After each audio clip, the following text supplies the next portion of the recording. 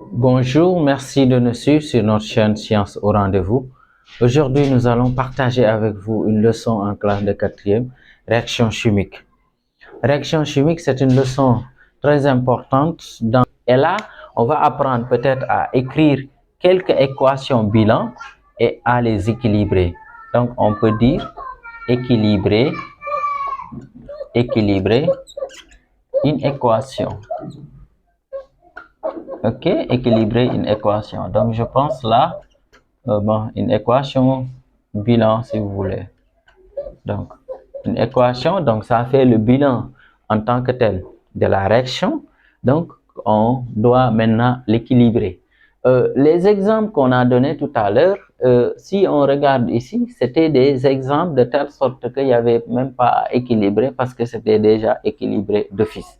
Mais on va donner des cas où maintenant ce n'est pas équilibré. Et là, dans cette leçon, ce qui est aussi capital, c'est de savoir équilibrer une équation. Parce que c'est impossible en fait de faire la chimie sans pouvoir équilibrer une équation bilan. Donc ça, c'est impossible. Donc il faut savoir que il faut bien équilibrer une équation bilan. Mais équilibrer, donc le terme équilibré, c'est-à-dire c'est de faire de telle sorte que qu'il y ait une égalité. Et ici, une égalité de quoi?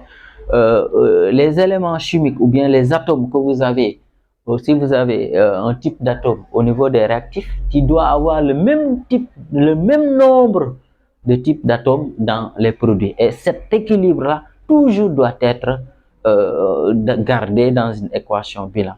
Maintenant, dans le cas où ce n'est pas gardé, on multiplie par des coefficients qu'on appelle des coefficients stoichiométriques.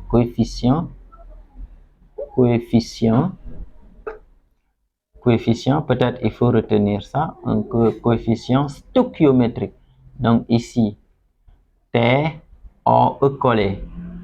Mettez CH ici. Ça, c'est le que ici. Stoichiométrique, coefficient stoichiométrique. Et les coefficients stoichiométriques, c'est des coefficients, si vous voulez, des nombres qu'on met devant la formule chimique. Il ne faut jamais maintenant toucher à la formule, changer quoi que ce soit pour équilibrer. On met tout simplement devant maintenant tout en gardant l'équilibre qu'il faut. Ok, on va donner un exemple pour équilibrer une équation. Mais retenez bien, équilibrer une équation revient tout simplement à faire de telle sorte qu'il y ait autant d'atomes, disons type d'atomes, au niveau des réactifs qu'au niveau des produits. D'une manière concrète, si j'ai une équation bilan du type H2 plus O2, ça vous connaissez avec l'électrolyse de l'eau, vous vous rappelez bien. Ok? Donc là, c'est une équation bilan, n'est-ce pas? Disons pas, c'est une équation si vous voulez, on va équilibrer.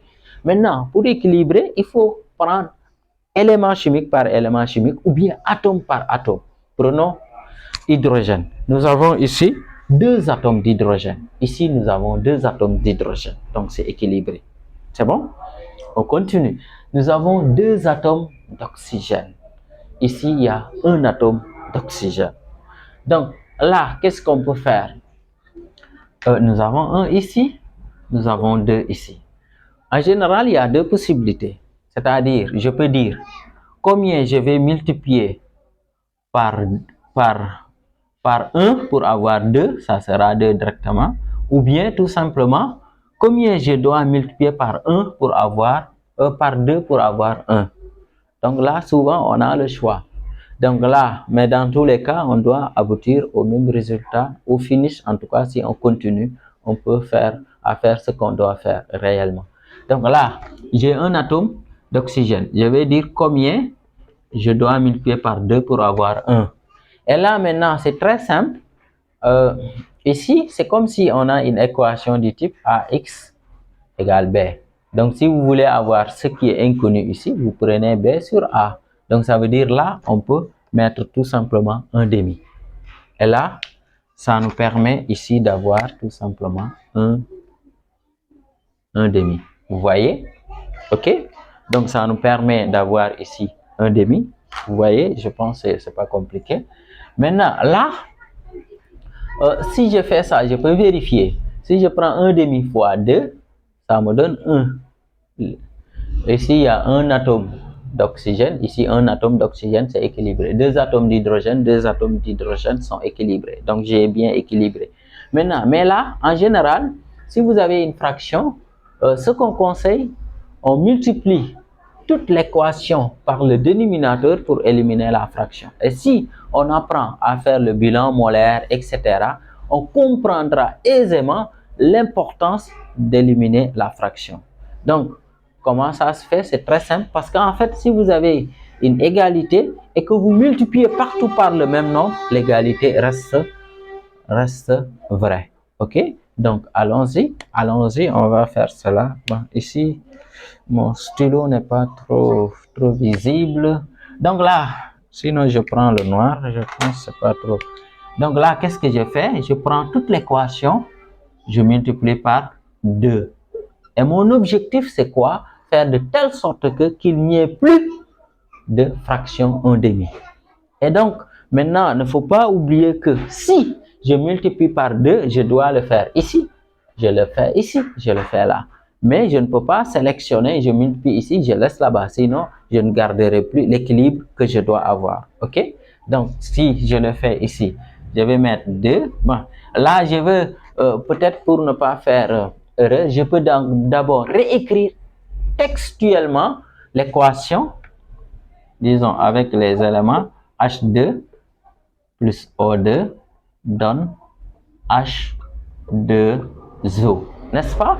Donc là, on a multiplié par 2, donc 2 ici, je multiplie, ça me donne 2 ici. 2, je le multiplie par 1/2, les 2 se simplifient, donc il n'y a plus maintenant ici, donc il n'y a plus de fraction.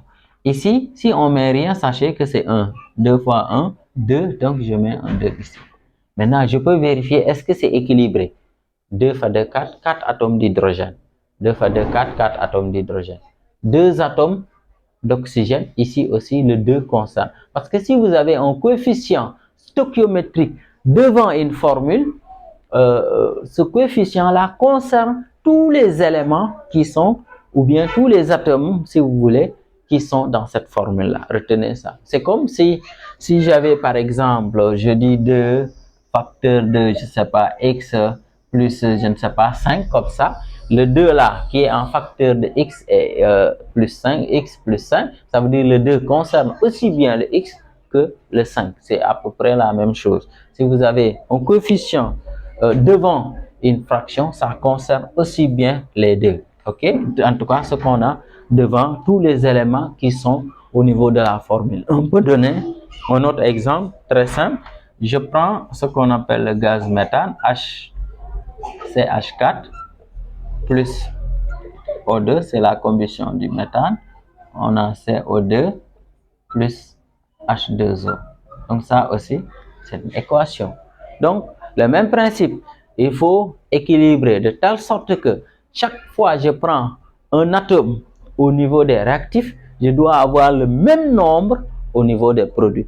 Dans le cas où maintenant cela n'est pas respecté, je multiplie par un coefficient pour avoir tout simplement l'équilibre. C'est simple. Donc ici, j'ai un atome de carbone. Ici, j'ai un atome de carbone. Donc les carbones sont OK. Je continue. J'ai 4 atomes d'hydrogène. Ici, j'ai 2 atomes d'hydrogène. Et la question qu'on se pose, ici, il ne s'agit pas d'addition, mais combien je dois multiplier par 2 pour avoir 4, pour garder l'équilibre. C'est bon? Donc là, je mets 2 tout simplement. 2 fois 2, 4. Je continue. Donc, j'ai terminé avec les H, j'ai terminé avec les C. Je continue. L'élément chimique que nous avons ici, nous avons O, qui est un élément chimique, n'est-ce pas? L'oxygène. Nous avons 2 atomes d'oxygène ici. Vous voyez, 2 atomes d'oxygène ici. Au niveau des réactifs. Ici, nous avons combien d'atomes d'oxygène? Maintenant, là, regardez. Il y a oxygène ici, oxygène ici. Donc, vous allez voir combien on a ici et combien on a ici. On fait la somme parce que sont séparés par plus. Donc, ça aussi, il ne faut pas oublier cela. Donc, ici, j'ai 2 atomes d'oxygène. Tout à l'heure, je rappelais, si vous avez un coefficient direct, un coefficient, pas directeur, un coefficient stoichiométrique devant une formule, le coefficient là concerne tous les éléments qui sont au niveau de la formule. Ça veut dire le 2 là concerne aussi bien le H que le O. Donc ici, j'ai 2O encore. Donc 2O plus 2O, ça me donne 4O. Alors qu'ici, j'ai 2O. La question, combien je dois multiplier par 2 pour avoir 4 pour garder l'équilibre. Vous voyez? Donc là, c'est tout simplement 2. Ben, sinon, si mon stylo marchait, j'allais mettre en couleur pour que ça soit un peu plus visible. Ok, donc c'est ça. Je pense que c'est très simple d'équilibrer un tout petit peu. Donc je pense que ça ne pose pas de grands problèmes. Sinon, on peut donner aussi d'autres exemples. J'efface. Un autre exemple, je peux prendre ici C2 H4 plus O2 donne CO2 plus H2O. Ok? Donc là aussi, on veut équilibrer. Il n'y a pas de changement, donc j'équilibre. Nous avons deux atomes ici de carbone. Ici, j'ai un atome de carbone. Comment je peux faire pour avoir deux? Ben, je vais essayer celui-là. Bon, c'est pas encore clair, c'est pas grave. On va mettre le. Ok? Donc, qu'est-ce qu'on fait? On multiplie par un coefficient stoichiométrique. Et le coefficient ici, je multiplie par 2. Vous voyez? Donc ici, je multiplie par 2. Donc les carbones sont réglés. Ici, nous avons 4 atomes d'hydrogène. Ici, nous avons 2. Combien je dois multiplier par 2 pour avoir 4? Parce que j'ai 4. Ici, on doit avoir 4 pour garder l'équilibre. Donc, je multiplie par 2. 2 fois 2, 4. Vous voyez? Ok, je continue. Maintenant, ça me reste les O, les oxygènes. Nous avons 2 atomes d'oxygène ici. Vous voyez? Ici, il y a combien d'atomes d'oxygène? Là aussi, il faut faire très attention. Il y a oxygène dans le premier produit et oxygène dans le deuxième produit. On va maintenant faire le cumul, c'est-à-dire la somme tout simplement. Ici, 2 fois 2, ça donne 4. Ici, 2 oxygène. Donc, on fait la somme, ça donne 6 oxygène. Autrement dit, combien il faut multiplier par 2 pour avoir 6? Donc, c'est ça, tout simplement. Et donc, c'est ça, équilibré, c'est pas compliqué. Donc, il faut multiplier par 3. Donc, ici, peut-être là, je déplace un tout petit peu le plus pour avoir de l'espace. Je multiplie par 3. Maintenant, en général, si on équilibre, avant de laisser l'équation, il faut vérifier toujours. Parce qu'en général, il peut arriver que j'équilibre déjà un élément, disons, un atome, et qu'en équilibrant l'autre, peut-être je dérange l'équilibre. Et dans ce cas, c'est pourquoi il faut toujours vérifier. Donc, j'ai 2 atomes de carbone au réactif, j'ai 2 atomes de carbone au produit. J'ai 4 atomes d'hydrogène au réactif, 2 fois 2, 4, 4 atomes d'hydrogène au produit. Ici, 3 fois 2, 6, 6 atomes d'oxygène. Ici, 2 fois 2, 4, plus 2, ça donne 6 aussi, donc c'est équilibré. C'est bon? Ok? On va donner un dernier exemple. Là, je vais prendre le butane, supposons. Bon, sinon, je prends, ok, j'ai le fer. Je le laisse avec le dioxygène de l'air. J'ai Fe2O3. Et là, on l'appelle oxyde de fer 1. Oxyde de fer 1, comme quelqu'un qui écrit grand 1. Ou bien, on peut l'appeler tout simplement oxyde ferrique. Oxyde ferrique. Ok? Oxyde ferrique. Donc, c'est le nom. Là, on équilibre. Donc, je pense que ce n'est pas compliqué. Nous avons un atome de fer. Ici, 2 atomes de fer. Combien je dois multiplier par 1 pour avoir 2? Donc, c'est 2. Ce n'est pas compliqué. Ici, j'ai 3 atomes. D'oxygène, alors qu'ici, j'ai 2. Donc là, qu'est-ce que je fais? Combien il faut multiplier par 2 pour avoir 3? Je peux faire ça. 2 fois quoi? Ça donne 3.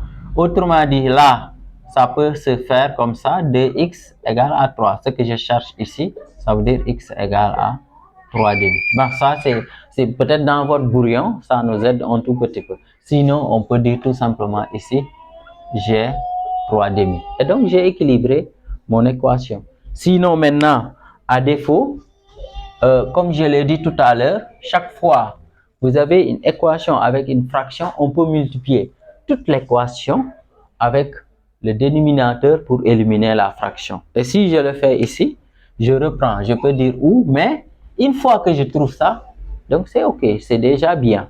Maintenant, là, je vais réécrire GFE plus O2 donne FE 2 O3. Maintenant, je multiplie partout par 2. 2 fois 2, 4. Donc, ça me donne 4 ici. 2 fois 3 demi. Les deux se simplifient, ça me donne 3. 2 fois, ici, il n'y a rien. Disons, c'est 1. Donc, 2 fois 1, 2. Donc, c'est ça. On peut vérifier. 4 atomes de fer. 2 fois 2, 4. 4 atomes de fer. 3 fois 2, 6. 6 atomes d'oxygène. 2 fois 3, 6. 6 atomes d'oxygène. Donc, c'est ça. On peut équilibrer. Je pense globalement, ce n'est pas difficile. Maintenant, à partir de tout cela, on peut faire une interprétation de l'équation bilan.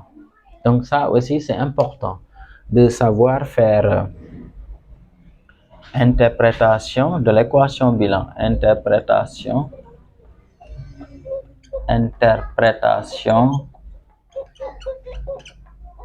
de l'équation, si vous voulez, de l'équation bilan. Interprétation de l'équation bilan. OK? Comment on peut interpréter l'équation bilan? Autrement dit, quelle est la signification de l'équation bilan? On peut avoir deux significations. Il y a au niveau microscopique et au niveau macroscopique. Donc, au niveau microscopique, c'est-à-dire au niveau microscopique, on peut dire l'équation bilan, ça renseigne ou bien ça montre dans quelle proportion les atomes, les molécules ou bien les ions des réactifs sont formés avec les produits. OK? Retenez bien ça. OK? Donc, ça renseigne là, au niveau microscopique, l'équation bilan tout simplement renseigne ou bien montre que dans quelle proportion les molécules, les atomes, les ions des réactifs se forment pour les produits. Maintenant, au niveau macroscopique, l'équation bilan montre dans quelle proportion qu'on a en fait une proportionnalité au niveau du bilan molaire, autrement dit des nombres de moles. Donc, peut-être au niveau microscopique, au niveau microscopique, si on devait interpréter cette équation-là, niveau microscopique, on peut dire 4 atomes de fer réagissent avec 3 atomes, disons 3 molécules d'oxygène pour donner 2 molécules d'oxyde ferrique. Donc, d'une manière simple, c'est un peu ça l'interprétation. Maintenant, en termes de macroscopique, maintenant, on peut dire tout simplement, on peut dire 4 moles de fer réagissent avec 3 moles de dioxygène pour donner 2 moles d'oxyde ferrique. Donc, c'est ça un peu l'interprétation au niveau macroscopique. Et donc, c'était ça qu'on voulait partager avec vous. Merci de nous avoir suivis. Merci de liker la vidéo, de la partager et surtout de vous abonner si ce n'est pas encore fait.